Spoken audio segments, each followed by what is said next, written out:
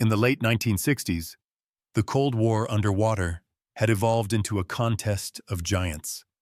The Soviet Union, obsessed with the philosophy of bigger is better, was churning out leviathans. They were building the Yankee and Delta-class submarines, massive steel cities designed to hide in the open ocean and threaten the American coast with ballistic missiles. To the Kremlin, dominance meant tonnage. It meant building ships so large they could crush the ice of the Arctic and carry enough firepower to level a continent. But in Washington, deep within the corridors of the Naval Reactors Division, one man was looking in the opposite direction. He wasn't looking at the open ocean, and he wasn't interested in making things bigger. He was looking down at the ocean floor, and he wanted to make something tiny. That man was Admiral Hyman G. Rickover, the father of the nuclear navy. Rickover was a visionary, a tyrant, and a genius. He realized a strategic truth that the Soviets had missed: controlling the water column was not enough. To truly win the Cold War, the United States had to control the seabed. The bottom of the ocean was a dark, unexplored continent scattered with the debris of the 20th century. It was a graveyard of secrets. Lost hydrogen bombs, crashed spy planes, severed communication cables, and experimental Soviet torpedoes lay hidden in the silt, protected by crushing pressure and eternal darkness. The Soviets believed that depth was a shield.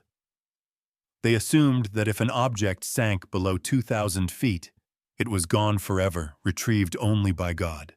Rickover decided to play God. He conceived of a vessel that defied every convention of naval architecture. He didn't want another attack submarine to hunt ships. He wanted a deep submergence vessel that could dive deeper than any combat submarine in existence. But unlike normal deep-sea submersibles like the Alvin, which could only stay down for a few hours on battery power, Rickover wanted this ship to stay down for weeks. He wanted it to have unlimited endurance. He wanted it to be nuclear. The engineering challenge was staggering. Putting a nuclear reactor inside a giant carrier like the Enterprise is one thing. Shrinking a reactor to fit inside a hull no bigger than a fishing boat is a miracle of physics. The result of this obsession was the NR-1. Even today, half a century later, the NR-1 remains one of the most unique, expensive, and secretive ships ever built by the United States Navy. When it was launched in 1969, it baffled the Soviet intelligence analysts who saw grainy photos of it. It didn't look like a weapon. It was tiny, only 45 meters long. It was painted a bright, toy-like orange, though later painted black for covert missions. It had a boxy, utilitarian superstructure that looked like it was welded together in a garage. But the feature that truly made the Russians scratch their heads, the feature that seemed insane for a submarine, was underneath the hull. The NR-1 had wheels, two massive retractable truck tires extended from the bottom of the hull. This wasn't just a submarine. It was an underwater jeep. Rickover's genius was to realize that hovering near the sea floor is incredibly difficult and dangerous. Deep ocean currents are unpredictable. They can slam a delicate submarine into a rock face or push it into a canyon. Furthermore, using thrusters to maintain position kicks up clouds of silt and mud, blinding the cameras and sonar. Rickover's solution was brutally simple: don't hover, land. The NR-1 was designed to sink to the bottom, extend its wheels, and literally drive along the continental shelf. It was a capability that no other nation on Earth possessed. While Soviet submarines were drifting blindly hundreds of feet above the bottom, terrified of hitting uncharted seamounts, the NR-1 could park next to a target, turn on its massive external floodlights, and investigate with the precision of a surgeon. And it had another feature that no other nuclear sub had: windows, actual thick glass viewing ports. The crew of the NR-1 could look out and see the secrets of the deep with their own eyes, illuminated by the most powerful lighting array ever mounted on a submersible. But building this technological marvel required sacrifices, and those sacrifices were borne by the crew. The NR-1 was not built for comfort. It was built for the mission. To withstand the crushing pressures of the abyss, the pressure hull had to be perfectly spherical and incredibly thick. This left almost no room for the human beings inside. The interior of the NR-1 was a masterpiece of claustrophobia. It was described by one crew member as living inside a Swiss watch that is also a sewer. The ship carried a crew of only 5 to 7 men, plus occasional scientists or specialists. There were no bedrooms. There were no bunks. The crew slept on foam mats laid out on top of pipes between humming machinery or under the control consoles. If you wanted to sleep, you had to find a gap in the equipment and wedge yourself in. There was no galley. The kitchen consisted of a small oven used to heat up frozen TV dinners. For weeks on end, the elite sailors of the U.S. Navy lived on lasagna and Salisbury steak, eaten from aluminum trays while sitting on the floor. Hygiene was a luxury the NR-1 could not afford. There was no shower. The fresh water capacity was tiny and reserved for the reactor and drinking. The crew would spend up to a month underwater without bathing. They used baby wipes and chemical sponges to clean themselves. The air inside the sub was recycled heavy with the smell of ozone, unwashed bodies, and hydraulic fluid.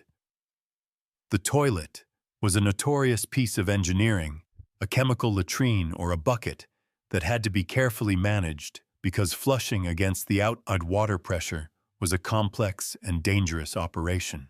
Serving on the NR-1 was not a deployment. It was an endurance test. The sailors were handpicked by Admiral Rickover himself. The interview process was legendary. Rickover would stare at the young officers, insult them, ask them impossible questions, and test their psychological breaking point. He needed men who were not just brilliant engineers capable of fixing a nuclear reactor with a wrench and a roll of duct tape. He needed men who were psychologically unbreakable. He needed men who could live in a steel tube the size of a school bus, buried under thousands of feet of water, surrounded by darkness and death, without losing their minds. The men who passed the test became a brotherhood apart. They called their boat the Roach because it crawled on the bottom, it was ugly, and it was impossible to kill. They wore non-standard uniforms, often just jumpsuits and sneakers. They grew beards. They didn't march in parades, but they knew they were doing work that the guys on the big boomer subs couldn't even imagine. While the Soviet Navy was bankrupting its economy to build the massive Typhoon-class submarine ships with swimming pools, saunas, and bird aviaries for the crew, the Americans were going in the opposite direction. They were stripping away every luxury to gain a tactical advantage. The Soviet philosophy was comfort and size. The American philosophy with the NR-1 was suffering and science. And as history would show, the suffering paid off. The capabilities of this tiny ship were terrifying to the Kremlin once they realized what it was. The NR-1 was equipped with a manipulator arm, a robotic claw that could cut cables, grab debris, or plant listening devices. It had a recovery basket to carry objects to the surface. Because it was nuclear, it didn't have to surface to recharge. It could stay down for as long as the food lasted. It could search a crash site for weeks, mapping every square inch of the seabed, with a precision that surface ships using towed sonar could never match. Before the NR-1, if a Soviet missile crashed in the deep ocean, the Soviets assumed it was safe. They knew the Americans had surface recovery ships, but those were visible from space and vulnerable to weather. They didn't worry about a submarine coming to get it, because submarines couldn't hover and couldn't grapple. But the NR-1 changed the rules of the game. It was a ghost. It could deploy from a mothership, usually a specially modified support vessel, that towed it to the target area and then vanish. It could slip under the thermal layers invisible to sonar and drive right up to the Soviet wreckage. The existence of the NR-1 forced the Soviet Union to reconsider the security of their own secrets. They had to ask themselves a terrifying question. What have we lost that we don't even know is missing? They had assumed that depth was a shield, but Admiral Rickover had built a key that could unlock the deepest doors of the ocean. The NR-1 was a technological marvel that proved American engineering wasn't just about making things bigger, it was about making them smarter, weirder, and infinitely more capable. Imagine the scene. It is 1976. In a naval base in Murmansk, a Soviet admiral is reading a report about a failed missile test. The missile plunged into a trench 3,000 feet deep. He stamps the file, "Lost, unrecoverable," and goes to dinner confident that the secrets inside that missile will rust away in the dark. Meanwhile, thousands of miles away, a bright orange tiny submarine is driving on its wheels across the silt of that very trench. Its lights cut through the eternal blackness. Inside, a bearded, smelly, exhausted American sailor is eating a frozen dinner with one hand and guiding a robotic claw with the other. He grabs the Soviet missile fragment, he puts it in the basket, and he drives away. The NR-1 was not a warship in the traditional sense. It had no torpedoes, it had no deck gun. Its only weapon was its ability to be where it wasn't supposed to be. It was the ultimate asymmetrical advantage. It proved that in the silent war of the deep, a 40-meter box with wheels could be more dangerous than a 40,000-ton cruiser. The Soviet Union built giants to rule the waves, but the United States built a tiny monster to rule the world beneath them. In September 1976, a nightmare scenario unfolded for the United States Navy. The setting was the North Atlantic off the coast of Scotland. The aircraft carrier USS John F. Kennedy was conducting intense flight operations during a NATO exercise. On the deck sat the crown jewel of American naval aviation, the F-14 Tomcat. This was the ultimate air superiority fighter, the plane that would later become a pop culture icon in the movie Top Gun. But in 1976, it wasn't a movie star. It was a vault of top-secret technology. Under its wings, it carried the AIM-54 Phoenix missile, a weapon so advanced it could track 6 targets simultaneously and destroy them from 100 miles away. The Soviet Union had nothing like it. They were desperate to get their hands on the radar guidance system inside that missile. During a routine taxi maneuver, the brakes on one F-14 failed. The pilot and the radar intercept officer Rio ejected just seconds before the $30 million jet rolled off the deck and plunged into the freezing ocean. It sank like a stone coming to rest nearly 2,000 feet down. The pilot survived, but the secret was lost. The U.S. Navy panicked. The crash site was in international waters. According to maritime law, salvage rights belong to whoever can get there first, and the Soviet Union was already on the way. Soviet intelligence ships disguised as fishing trawlers bristling with antennas were constantly shadowing the NATO fleet. They saw the plane go over the side. They triangulated the position. Within hours, the Soviet Northern Fleet began moving assets toward the site. If the Russians recovered the Phoenix missile, they would not only copy the technology, but they would also learn how to jam it, rendering the U.S. Navy's primary air defense weapon useless. It was a race against time physics and the Red Navy. The U.S. Navy had surface recovery ships, but at that depth, surface operations were clumsy and slow. They needed something that could go down there, find the needle in the haystack, and secure it before the Russians could drop a grappling hook. They needed the NR-1. The tiny nuclear submarine was deployed immediately. It was towed to the site by its mothership, the Caroline Chouest. When they arrived, the surface of the ocean was already crowded. Soviet spy ships were circling like sharks. The American destroyers were trying to box them out, engaging in a dangerous game of bumper cars on the waves. But the real battle was happening below. The NR-1 disconnected from the tow line and slipped beneath the surface.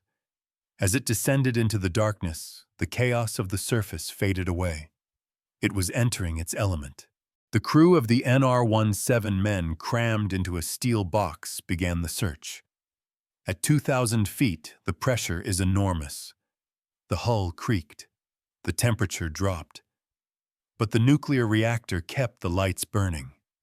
The captain flooded the ballast tanks and did something no other submarine captain in history could do. He landed.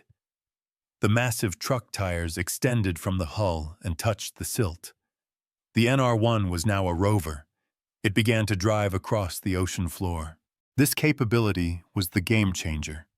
A surface ship using sonar from 2,000 feet up is like trying to find a set of keys in a dark room using a flashlight tied to a string from the second floor. The NR-1 was down on the floor with a magnifying glass. The pilot steered the sub using a joystick, navigating around boulders and ravines. The external floodlights, the most powerful ever mounted on a submersible, turned the eternal night into day. For hours, they drove scanning the mud. The tension inside the sub was suffocating. They knew the Russians were above them, likely dropping their own cameras and sonar buoys. Then, through the thick viewing ports, they saw it. The ghost of the F-14. It was sitting on its landing gear, eerie and intact, as if it had just landed on the seabed. But the prize, the Phoenix missile, was lying nearby in the mud. The NR-1 crept forward. The captain engaged the thrusters to hover inches from the missile. The manipulator arm, a robotic claw controlled by a crewman inside, reached out. This was a delicate operation. If they grabbed the missile too hard, the warhead might detonate, destroying the NR-1. If they bumped the F-14, it might slide into a deeper trench. With the precision of a surgeon, the NR-1 crew attached lifting lines to the missile and the aircraft fuselage. They worked for days, living on frozen pizza, and adrenaline never surfacing, never sleeping more than a few hours. They turned the wreck into a secure package. Finally, a heavy lift ship on the surface lowered a cable. The NR-1 guided the hook into place. The F-14 and its precious missiles were hoisted up right under the noses of the furious Soviet observers. The NR-1 had won the race. The secrets of the Phoenix missile remained safe. The recovery of the F-14 was a headline victory, but the NR-1's most important contribution to the Cold War was a mission that remained classified for decades: the construction and maintenance of SOSUS. The United States had a secret weapon that was even more powerful than its aircraft carriers, a global network of underwater listening posts. Thousands of miles of hydrophone cables were laid across the floor of the Atlantic and Pacific Oceans. These microphones listened for the distinctive acoustic signature of Soviet submarines. If a Russian sub started its engines in Murmansk, SOSUS would hear it. If a Yankee-class sub opened its missile doors off the coast of Bermuda, SOSUS would know. It turned the ocean into a glass house. But the ocean is a violent place. Undersea landslides, currents, and even whales would frequently break the cables. And worse, the Soviets were constantly trying to find and cut them. Maintaining this network at depths of 3,000 feet was impossible for divers. It was impossible for surface ships to do with precision. It was a job for the NR-1. For 30 years, the NR-1 was the secret custodian of the sound wall. When a SOSUS cable went dead, the NR-1 would be dispatched. It would drive along the cable route for miles, its cameras scanning for the break. When it found the damage, it would use its manipulator arm to lift the cable, splice it, or attach a repair coupling. It was grueling, unglamorous work. The crew called it ditch digging, but it was vital. There were instances where the NR-1 would find a cable that hadn't just broken. It had been cut. A clean cut. This was evidence of Soviet sabotage. The Russians had their own oceanographic research ships dragging hooks along the bottom to sever the American ears. In a silent game of cat and mouse, the Soviets would cut a line thinking they had blinded the Americans. A week later, the NR-1 would drive by, fix the line, and the lights would come back on at the NSA. The Soviets were baffled. They couldn't understand how the Americans repaired deep-sea infrastructure so quickly without sending down massive fleets of crane ships. They didn't know about the little orange submarine crawling in the mud. The technological disparity was stark. The Soviet Union built the Alpha class, the fastest submarine in the world. They built the Typhoon, the biggest. They focused on performance specs that looked good on paper: speed, depth, size. But the NR-1 represented a different philosophy: utility and persistence. The NR-1 wasn't fast. Its top speed was barely 4 knots. It wasn't armed. But it could sit on the bottom of the ocean for a month, watching, listening, and fixing. It was the tortoise that beat the Soviet hare every single time. Living on the NR-1 during these long missions required a special kind of insanity. The boat was so small that if one man got sick, everyone got sick. The air was recycled so many times it tasted like plastic. There was no privacy. The hot bunking meant you slept in a warm spot just vacated by another man. But the crew loved it. They loved the access. They were the only people in the world who could look out a window and see the Titanic, which NR-1 visited after Ballard, or see ancient Roman shipwrecks, or stare into the eyes of a giant squid attracted by the lights. One of the most classified aspects of the NR-1's career involved planting rather than recovering. Just as the USS Parch tapped cables, the NR-1 was the perfect vehicle to plant autonomous listening devices in hard-to-reach places. It could drive into Soviet training ranges, map the terrain, and leave behind sensor packages disguised as rocks. These sensors would record the acoustic signatures of the newest Soviet torpedoes and submarines. Later, the NR-1 would return, pick up the rock, and bring the data home. The Soviets were conducting their sea trials in a fishbowl, and the NR-1 was the one cleaning the glass. The psychological impact of the NR-1 on the Soviet command cannot be overstated. Once they realized such a vehicle existed, though they never knew its full capabilities, they had to assume that nothing on the seafloor was safe. Their minds could be tampered with. Their cables could be tapped. Their lost prototypes could be stolen. The ocean floor, which they had viewed as a sanctuary of darkness, was suddenly illuminated by American floodlights.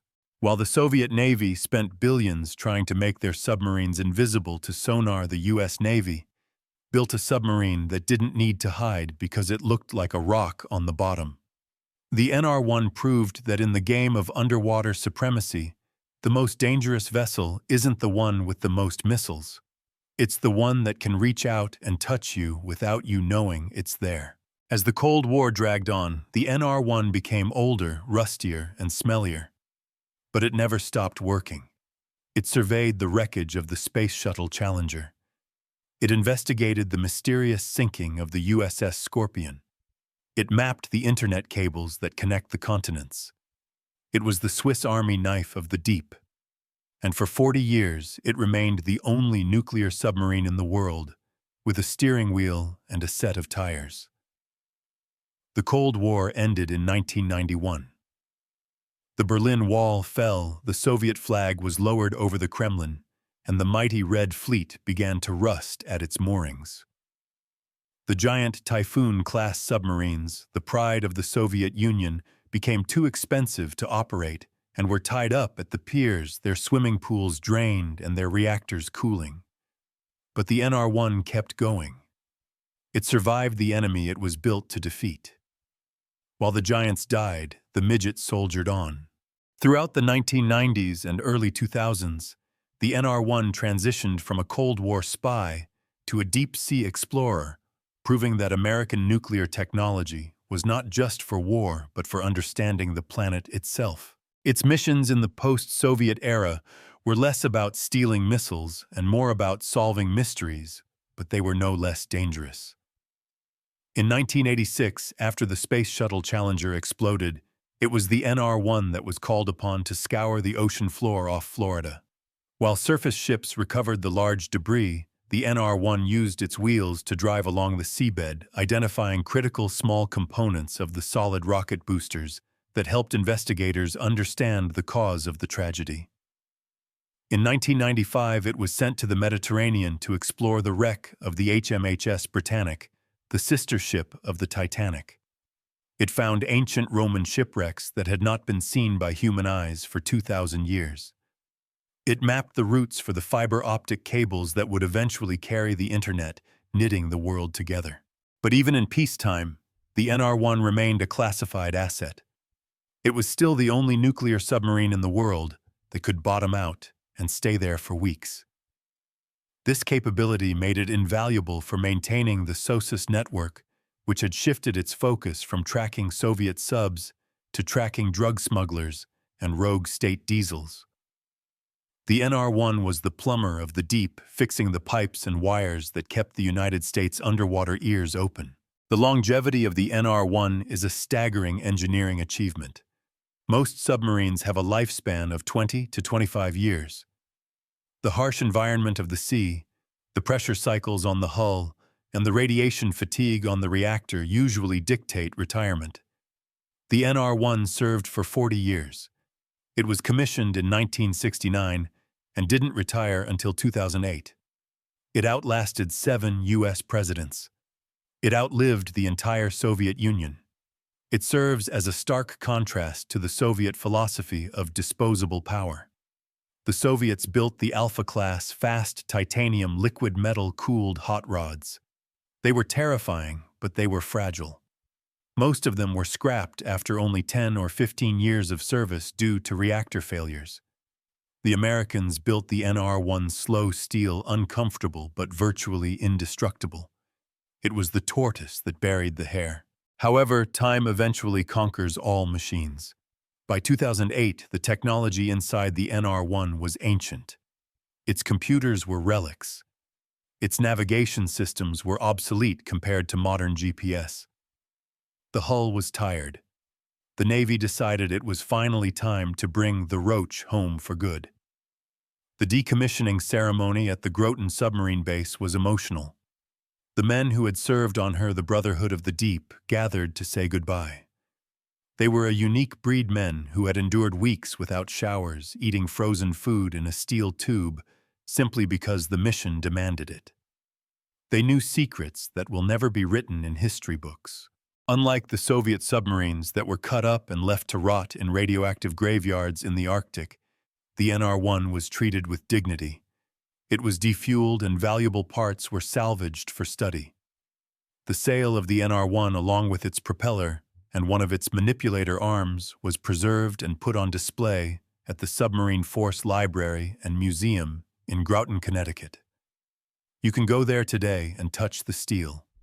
You can look at the tiny conning tower and wonder how 7 men lived inside that thing for a month. The legacy of the NR-1 is not just in the medals or the recovered missiles, it is in the proof of concept. Admiral Rickover was right. He proved that nuclear power could be scaled down. He proved that the ocean floor was not a sanctuary, but a territory that could be occupied and exploited. Today, the U.S. Navy is developing the next generation of underwater vehicles, massive autonomous drones like the Orca XLUUV. These robots can stay down for months, map the seabed, and plant sensors. They are the spiritual successors of the NR-1. But they lack one thing, the human element. They lack the courage of the men who climbed into a bright orange box with wheels and drove it into the crushing dark. The story of the NR-1 is the ultimate counter-argument to the idea that bigger is better. In the Cold War, the Soviet Union tried to intimidate the world with size the biggest bombs, the biggest tanks, the biggest submarines.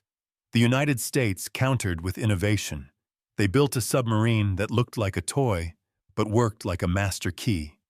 The NR-1 was the Swiss Army knife of the ocean. It was a humble, ugly, uncomfortable little ship that did the dirty work of a superpower. In the end, the Soviet admirals were right to be baffled. They couldn't understand a submarine with wheels because they lacked the imagination to see the ocean floor as a highway. They were looking for a fight in the open water while the Americans were driving underneath them, stealing their secrets, and winning the war from the bottom up. The NR-1 proves that sometimes the most powerful weapon isn't the one with the biggest gun, but the one that can go where no one else can. The Cold War was full of these impossible machines, and we are going to uncover every single one of them. If you enjoyed this deep dive into the Navy's most secret submarine, please hit the like button. And to make sure you don't miss our next documentary on the craziest weapons of history, subscribe to the channel right now. The ocean is deep, but the truth is deeper.